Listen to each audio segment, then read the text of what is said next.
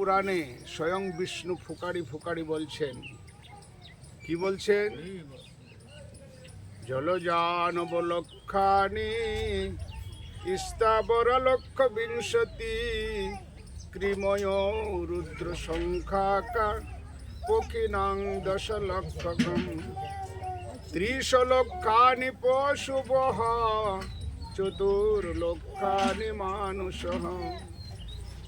কি বলতে চাইছেন আমাদিগকে?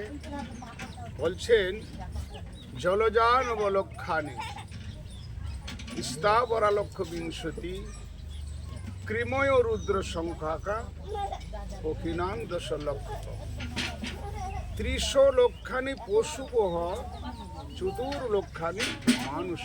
অর্থাৎ এই যে 84 লক্ষ জনি প্রকার যে প্রজাতি আমরা একদিন ছিলাম, বহু ভাগ্য ফলে বৈষ্ণব আসিয়া মেলে স্বয়ং ভগবান এই কলিযুগের পাবন অবতারী গৌরসুন্দর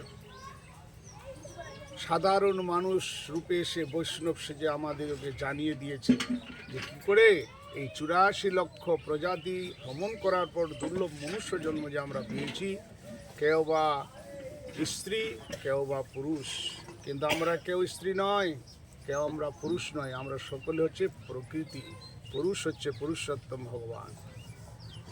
তাই জলজানব লক্ষানি 9 লক্ষ প্রকারের আমরা জলচর প্রাণী ছিলাম। কত প্রকার? 9 লক্ষ প্রকার। কি কি? জলজা মানে জলের ভিতরে প্রাণী 9 লক্ষ প্রকারের আছে।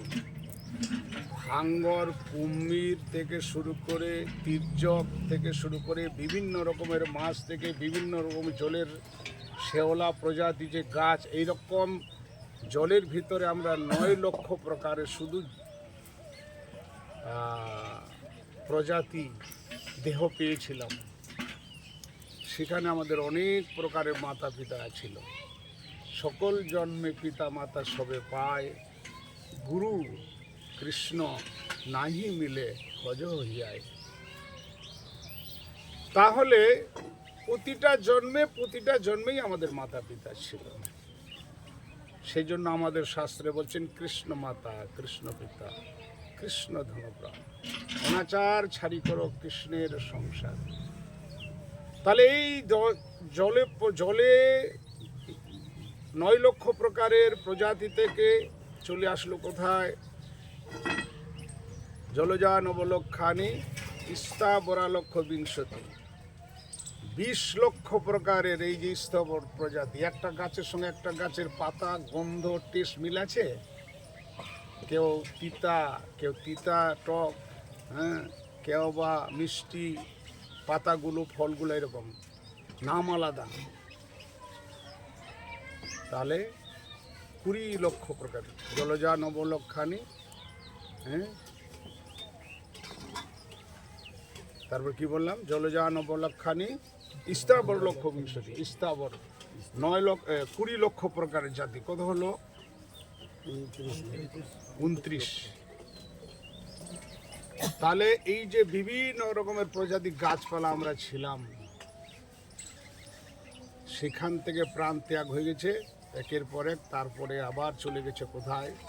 9 লক্ষ থেকে 20 লক্ষ।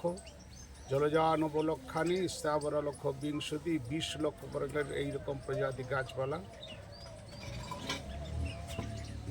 জলজানব লক্ষানি স্থাবর লক্ষ বিংশতি ক্রিময় রুদ্র সংখ্যাকা। কৃমি মানে পোকা। এরকম আমরা ছিলাম 11 লক্ষ প্রকার রুদ্র সংখ্যাকা। তাহলে কত হলো? 40। ক্রিময় রুদ্র সংখ্যাকা, কত রকমের পোকা, একটা পোকার সঙ্গে একটা পোকার মিল নাই।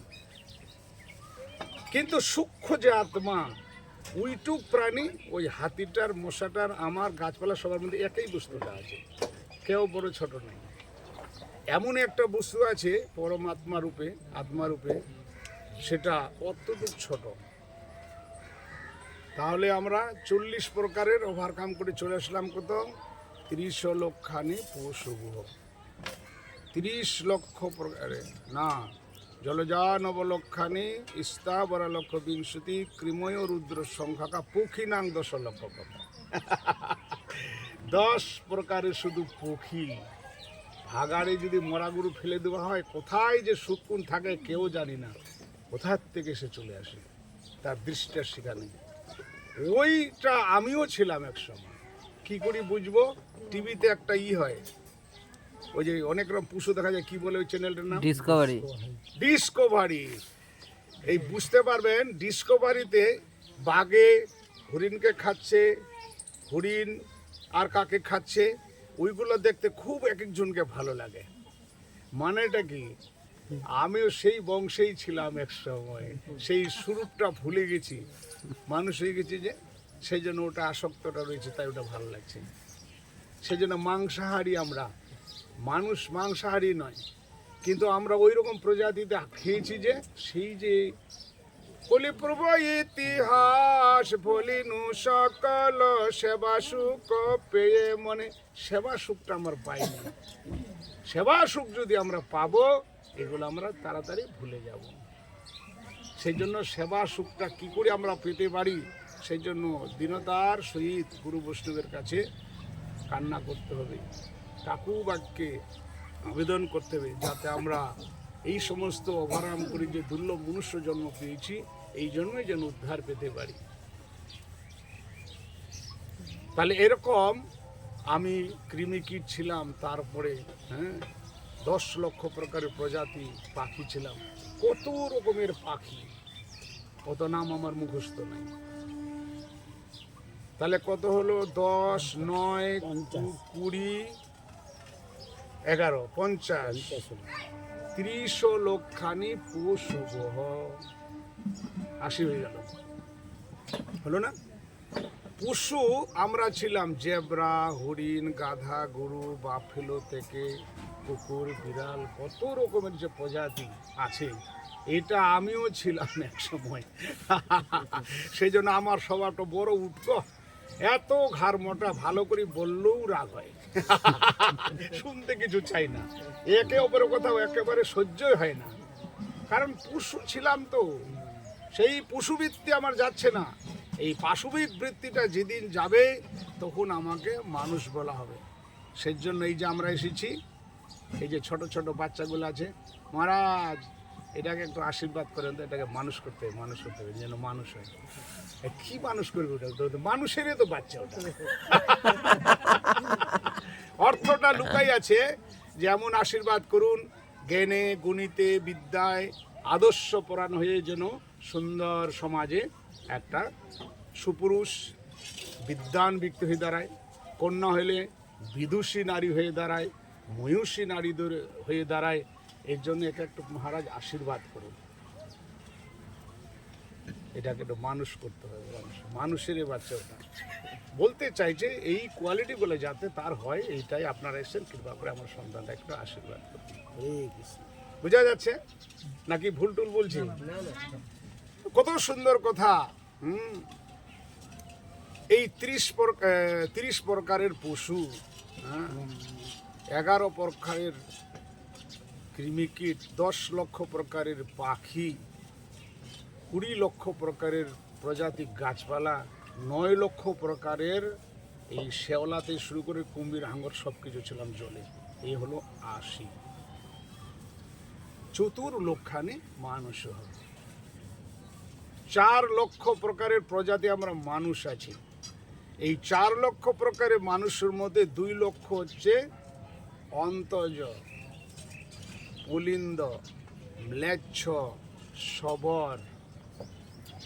এদের জন্য কোনো নিষ্ঠা নিয়ম নীতি নেই শাস্ত্রে। এদেরই খাদ্য হচ্ছে আখাদ্য কুখাদ্য। কারণ যেহেতু অন্তজ জাতে জন্ম নিয়েছে, যৌবন কুলে, নিচু কুলে, শবর পুলিন্দ কুলে, এদের শাস্ত্রের বিচারে ধরে নাই। থাকলো 2 লক্ষ। 2 লক্ষর মধ্যে 1 লক্ষ সভ্য, 1 লক্ষ অসভ্য, থাকলো 1 লক্ষ। 1 লক্ষর মধ্যে 50,000 অসভ্য, 50,000 সভ্য। এই 50,000-এর মধ্যে কেউ মুখে বেদ মানে, কেউ মানেই না। তার মধ্যে থাকলো 25,000 লোকের মধ্যে এমন কিছু লোক আছে আমরা কি জানি কি তার লোক, আর ভাগবতের লোক উনি বেশি আমার থেকে একেবারে ঝরঝরায় বলে দিল, কিন্তু কিছুই করে না। এদেরকে শাস্ত্রে পুরা বাদ দেওয়া হয়ে গেছে। ব্রহ্মাণ্ড ভ্রমিতে ভ্রমিতে কোন ভাগ্যবান জীব হরি গুরু প্রসাদে পায় ভক্তিলতা বীজ, মালি হয়ে সে বীজ করয়ে রপন, শ্রবণ কীর্তন জলে করয়ে সেচন। ব্রহ্মাণ্ড ভ্রমিতে ভ্রমিতে কোন ভাগ্যবান জীব হরি গুরু প্রসাদে পায় ভক্তিলতা বীজ, মালি হয়ে সে বীজ করয়ে রপন, শ্রবণ কীর্তন জলে করয়ে সেচন। লাগ বলি চলি যায় সিন্ধু তরিবারে, সিন্ধুর কোলে নাহি পাই অধিক বারে, দাস হেন নাম কবু নামানিহ নাম, অল্প ভাগ্যে দাস নাহি করেন ভগবান, আগে হয় মুক্ত সর্ববন্ধনাশ, তবে সে হইতে পারে শ্রীকৃষ্ণের দাস। অমুক দাস তুমুক দাস শ্রীকৃষ্ণের দাস।